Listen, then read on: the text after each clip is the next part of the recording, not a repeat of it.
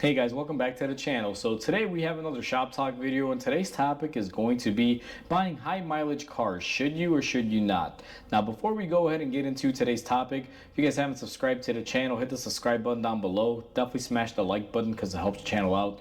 With that said, let's go ahead and get started on today's video.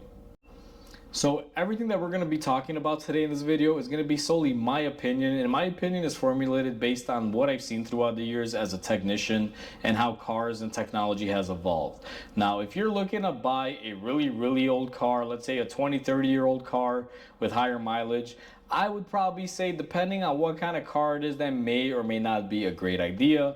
A lot of the older cars, they've always had issues, especially in the early days of automotive, where things were starting to get more precision, where we started going more metric than standard and things of that nature. There was always a lot of learning curves. So most modern cars that are relatively within the last, let's say, 10 to 20 years, some of them are hit or miss.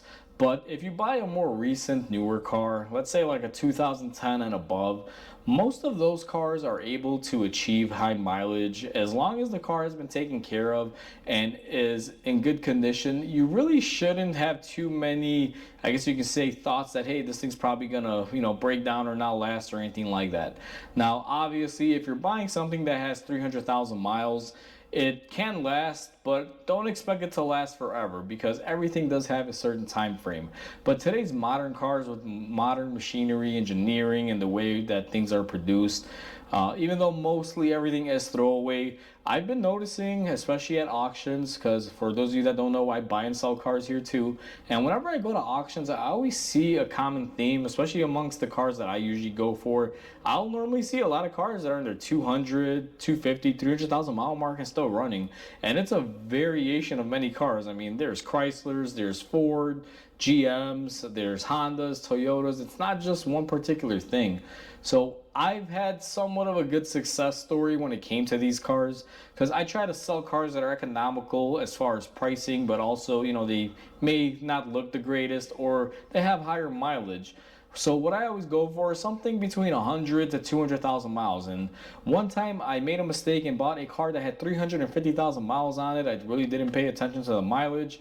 I thought it had a lot less, and believe it or not, that car ran amazing. I actually kept it around for a year or two because I thought I would never be able to sell it, and just drove it around as a daily driver.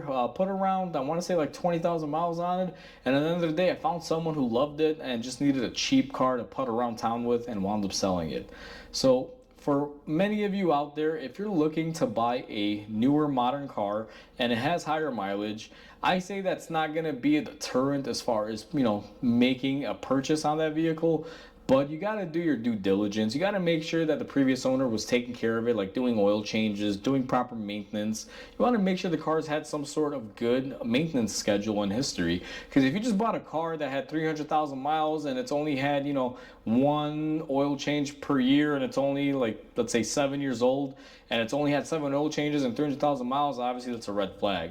You want to see some sort of consistency with work being done, or someone at least trying to take care of it. Because if the car has 300,000 miles and you see the paint is all beat up and things are scratched up and it looks like the car wasn't taken care of, then obviously you may want to stay away. But if you come into a nice, clean, higher mileage car, looks like it's been taken care of, the maintenance has been done to it, I'd say it wouldn't be a bad buy, especially if the money is right and you're just looking for something to get by with for the meantime. Because realistically, a high mileage car, if you buy anything over 150, 200,000 miles, you are technically on borrowed time.